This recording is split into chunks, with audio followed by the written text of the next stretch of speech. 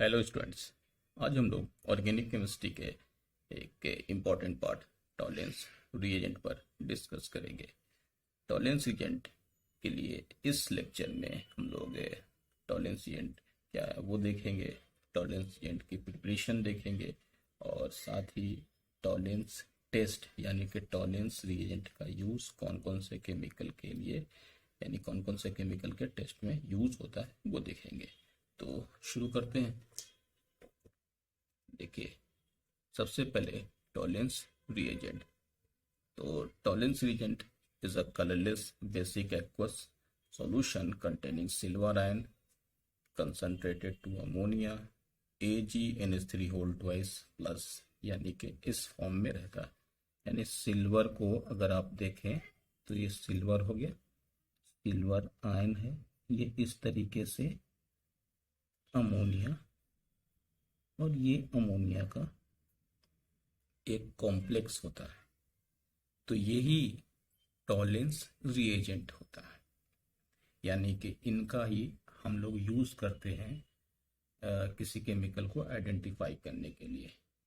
ये केमिकल की जो लाइफ है बहुत कम होती है, इसलिए जब भी टॉलेंस रिएजेंट का यूज़ टॉलेंस टेस्ट में करते हैं तो उनको उसी टाइम बनाया जाता है, because of its short shelf life. It's freshly prepared in the laboratory during the time of reaction. अब हम लोग देखते हैं टॉलेंस रिएजेंट प्रिपरेशन। देखिए, टॉलेंस रिएजेंट की प्रिपरेशन को हमने यहाँ पर दो स्टेप में डिवाइड किया, स्टेप 1 और स्टेप 2। स्टेप 1 में in the first step brown PPT of Ag2O is form. कैसे, कौन से chemical use, aqueous silver nitrate is mixed with aqueous sodium hydroxide, यानी सिल्वर नाइट्रेट को सोडियम हाइड्रोक्साइड में मिक्स करते हैं। तो ये Ag2O यानी सिल्वर ऑक्साइड का ब्राउन पीपीटी फॉर्म होता है। यहाँ पर सिल्वर और मर्क्यूरी के जो केमिकल्स यानी जो सॉल्यूशन को सोडियम हाइड्रोक्साइड में ऐड करते हैं तो उनकी जो पीपीटी बनती है वो ऑक्साइड वाली बनती है, हाइड्रोक्साइड की नहीं बनेगी। तो यहाँ पे Ag2O बन गया। अब ये Ag2O अमोनिया के सॉल्यूशन में डिसॉल्व हो जाएगा और वही टॉलेंस रिएजेंट कहलाता है। तो यहाँ पर नेक्स्ट में लिखा हुआ है फॉर्मेशन ऑफ टॉलेंस रिएजेंट। देखिएगा, नेक्स्ट में concentrated ammonia solution is added to the silver oxide until the latter completely dissolves, forming a diamine silver 1 complex। जैसा मैंने अभी दिखाया था कि सिल्वर ऑक्साइड जो है वो जो आपने फर्स्ट स्टेप में बनाया था उसको अमोनिया में डिसॉल्व किया जाता है, जिससे इस तरीके का एक कॉम्प्लेक्स मिलेगा AgNH3 होल ट्वाइस प्लस। यहाँ देखिए, ये डाई अमाइन यानी डाई मतलब दो, अमाइन वर्ड इस्तेमाल करते हैं IUPAC नोमेनक्लेचर में अमोनिया के लिए। तो ये दो अमोनिया है तो डाई अमाइन हो गया। सिल्वर, ये सिल्वर हो गया। 1 जो यहाँ पर ये इनका ऑक्सीडेशन स्टेट है, यानी सिल्वर इस कॉम्प्लेक्स में +1 ऑक्सीडेशन स्टेट में होगा। तो ये है आपके पास टॉलेंस रिएजेंट। अब यहाँ लिखा है Tollens reagent is a mild oxidising agent, यानी कि टॉलेंस रिएजेंट एक ऑक्सीडाइजिंग एजेंट होता है लेकिन माइल्ड होता है, यानी कि कमज़ोर होता है। जैसे K2Cr27 KMnO4 ऑक्सीडाइजिंग एजेंट होते हैं ना, ये काफ़ी पावरफुल होते हैं, लेकिन जो टॉलेंस रिएजेंट होते हैं वो माइल्ड ऑक्सीडाइजिंग एजेंट होते हैं।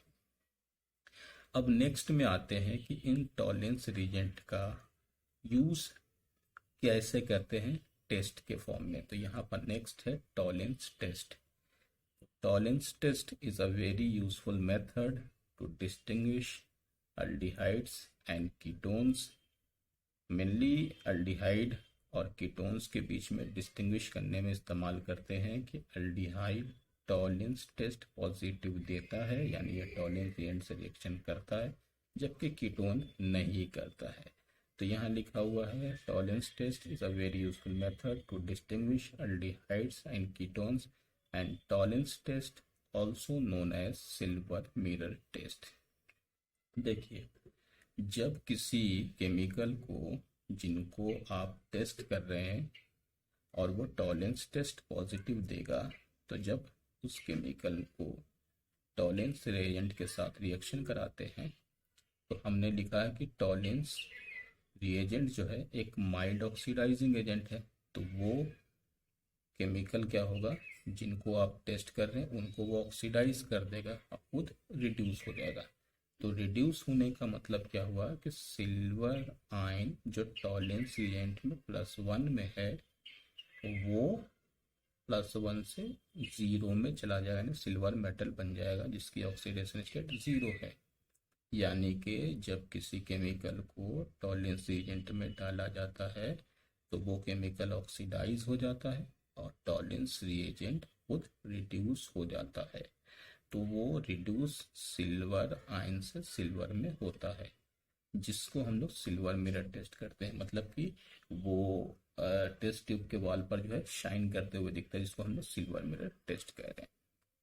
तो देखिए अल्डिहाइड के साथ कैसे होता है रिएक्शन, वो हम लोग कि on warming an aldehyde with freshly prepared ammoniacal silver nitrate solution, जिसको टॉलेंस ऐड करें, यानी टॉलेंस रिएजेंट को अल्डिहाइड के साथ वार्म किया।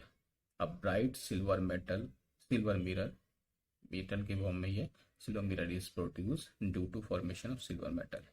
ठीक है, सिल्वर मिरर जो है वो सिल्वर मेटल के बनने की वजह से मिलेगा। तो आपको मालूम है कि एल्डिहाइड को ऑक्सीडाइज किया और सिल्वर जो है +1 से 0 में सिल्वर मेटल के फॉर्म में आ गया। ये एल्डिहाइड के साथ फॉर्म। अब यहाँ हम लोग देख सकते हैं कि जब एल्डिहाइड टॉलेंस एजेंट के साथ मिलाया the aldehyde are oxidise to corresponding carboxylate ion and the reaction occurs in alkaline medium. ध्यान रखिएगा कि जो हम लोग टॉलेंस रिएजेंट का इस्तेमाल करते हैं वो अल्कलाइन मीडियम में। तो देखिए ये एल्डिहाइड है, टॉलेंस रिएजेंट हुआ, इन केमिकल को जो हम लोग रिएक्शन करते हैं एल्डिहाइड का ऑक्सीडेशन, ये देखिए कार्बोक्सिलेट आयन में हो गया, और यहाँ पर ये +1 ऑक्सीडेशन स्टेट वाला देखिए सिल्वर, यही सिल्वर मिरर आपको मिल गया। तो ये है आपके पास सिल्वर मिरर टेस्ट एल्डिहाइड के लिए। कीटोन के साथ यही रिएक्शन नहीं होगा, तो ये कीटोन को कुछ भी नहीं करता क्योंकि ये कमजोर ऑक्सीडाइजिंग एजेंट है। खैर, अब कौन कौन से केमिकल एल्डिहाइड के अलावा भी टॉलेंस टेस्ट देते हैं? तो molecule which give a positive Tollens test. तो एल्डिहाइड है, एलिफेटिक भी हो एल्डिहाइड या एरोमेटिक, दोनों टॉलेंस टेस्ट देंगे। ग्लूकोज देंगे, हेमी एसिटल भी देंगे, अल्फा हाइड्रोक्सी कीटोन। ध्यान रखिएगा कीटोन जो अभी मैंने एक नॉर्मल कीटोन का वो टॉलेंस टेस्ट नहीं देंगे, लेकिन अगर कीटोन अल्फा हाइड्रोक्सी वाला होगा तो वो टॉलेंस टेस्ट देगा। तो ये इंपॉर्टेंट है, यहाँ पर कीटोन नहीं देंगे लेकिन अल्फा हाइड्रोक्सी कीटोन देंगे। फ्रक्टोज देंगे, हाइड्रोक्साइलामाइन, फॉर्मिक एसिड, और यहाँ पर है टर्मिनल अल्काइन। ये कुछ इंपॉर्टेंट एग्जाम्पल हैं जिनको हम लोग टॉलेंस टेस्ट करा करके इनको आइडेंटिफाई करते हैं। अब देखिए इसमें आपके पास एल्डिहाइड टॉलेंस ऐड किया, तो यहाँ पर carboxylate ion silver mirror. Glucose का स्ट्रक्चर ये होता है, इसमें एल्डिहाइडिक ग्रुप है तो ये टॉलेंस टेस्ट देगा, सिल्वर मिरर यहाँ बन गया। नेक्स्ट में आप देख सकते हैं कि ये जो केमिकल है हेमी एसिटल COHORH, ये इस तरीके का पार्ट होता है हेमी एसिटल में। हेमी एसिटल को जब हम लोग टॉलेंस एजेंट में ऐड कर, जैसा कि आपको मालूम है बेसिक होता है, यहाँ से ये एसिटिक हाइड्रोजन को खींचेंगे, यहाँ एनाइन बनेगा, ये वापस आएगा और ये यहाँ से एज ए लिविंग ग्रुप यहाँ से हट जाएगा, तो ये बनेगा आपके पास एल्डिहाइड। जैसा कि आपको मालूम है कि एल्डिहाइड तो टॉलेंस टेस्ट देते हैं। तो मतलब क्या है कि हेमी एसिटल को जब टॉलेंस रिएजेंट में ऐड करते हैं तो हेमी एसिटल जो है वो इस पार्ट में कन्वर्ट हो जाता है, जिस वजह से इसमें आप कह सकते हैं कि एल्डिहाइड ग्रुप नहीं होने के बावजूद भी ये टेस्ट दे रहा है, तो ये इस फॉर्म में कन्वर्ट हो जाता है, जिससे आपको ये कहा, ये जिससे हम लोग कह सकते हैं कि हेमी एसिटल भी टॉलेंस टेस्ट देगा। इसके बाद देखिए ये अल्फा हाइड्रोक्सी कीटोन, अब अल्फा हाइड्रोक्सी कीटोन कैसे देता, देखिए अल्फा हाइड्रोक्सी कीटोन, ये कीटोन के बगल में OH अल्फा है, ये देखिए टॉटोमेराइज होकर के ये इधर जाएगा, ये बॉन्ड इधर मूव करेगा तो यहाँ डबल बॉन्ड होगा और ये वाला H यहाँ शिफ्ट हो जाएगा, ये वापस आकर के फिर इधर आएगा, ये H इधर वापस, ये यानी कि देख सकते हैं कि जो केमिकल है अल्फा हाइड्रोक्सी कीटोन, तो वो भी टॉलेंस टेस्ट देगा, मैकेनिज्म के अकॉर्डिंग ये इस पार्ट में कन्वर्ट हो जाता है जिससे ये टॉलेंस टेस्ट देगा। तो याद रखिए कीटोन भी टॉलेंस टेस्ट देगा, शर्त यह है कि उसके अल्फा पोजीशन पर OH ग्रुप होगा। अब देखिए फ्रक्टोज का स्ट्रक्चर में ये देखिए कीटोन है, लेकिन देखिए यहाँ पर अल्फा हाइड्रोक्सी कीटोन है, इस वजह से फ्रक्टोज का भी टॉलेंस टेस्ट पॉजिटिव आएगा। नेक्स्ट में फिर से है अल्फा हाइड्रोक्सी कीटोन, ये केमिकल फिर से देख लीजिए, यहाँ OH ग्रुप है, टॉलेंस एजेंट ऐड किया, इनका ऑक्सीडेशन कीटोन के फॉर्म में, बाकी को एज इट इज छोड़ दीजिए, और यहाँ सिल्वर मिरर बना। तो ये केमिकल भी यानी अल्फा हाइड्रोक्सी कीटोन भी टॉलेंस टेस्ट देगा। अब देखिए नेक्स्ट में फॉर्मिक एसिड्स, टॉलेंसेंट ऐड किया फॉर्मिक एसिड में, ये आपके पास पहले ऑक्सीडाइज होकर के इस फॉर्म में आ गया, 2 OH है, कार्बन पर अनस्टेबल है, तो ये CO2 और Ag, यानी कि फॉर्मिक एसिड को टॉलेंसेंट के साथ अगर हम लोग मिक्स करते हैं तो ये कार्बन डाइऑक्साइड में फॉर्मिक एसिड ऑक्सीडाइज हो जाता है और सिल्वर मिरर बन जाता है।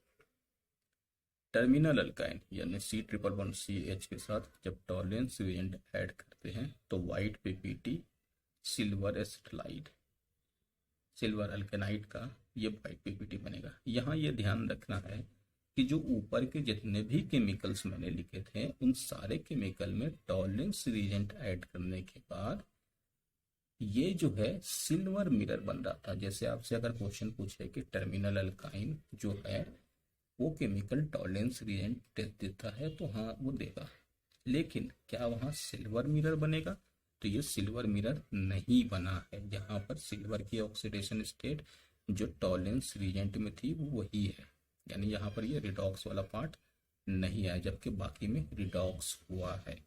तो ये एक इम्पॉर्टेंट चीज़ है कि ये जो आपके पास टर्मिनल अल्काइन टॉलेंस रिएजेंट देता है लेकिन सिल्वर मिरर नहीं बनता। अब नेक्स्ट में hydroxyl amine, hydroxyl amine on warming with Tollens reagent get oxidized to nitroso compound and reduce tolerance reagent to metallic silver, जैसा सब में हो रहा था। तो this reaction is used as a test for nitro compound and is also known as Baker-Millikan test। Normally nitro compound है या टॉलिन chemical है, उनको अगर आइडेंटिफाई करना हो तो वो इन केमिकल का आइडेंटिफाई इसी तरीके से बेकर मिलिकन टेस्ट से करते हैं। क्या होता है कि नाइट्रो केमिकल को रिड्यूस करके हाइड्रोक्साइड ग्रुप में कन्वर्ट कर लिया जाता है या नाइट्रोकेमिकल हाइड्रोक्साइड ग्रुप में कन्वर्ट होता है। तो ये देखिए ये केमिकल आपको हाइड्रोक्साइल अमाइन बन गया, यानी N-फिनाइल हाइड्रोक्साइल अमाइन।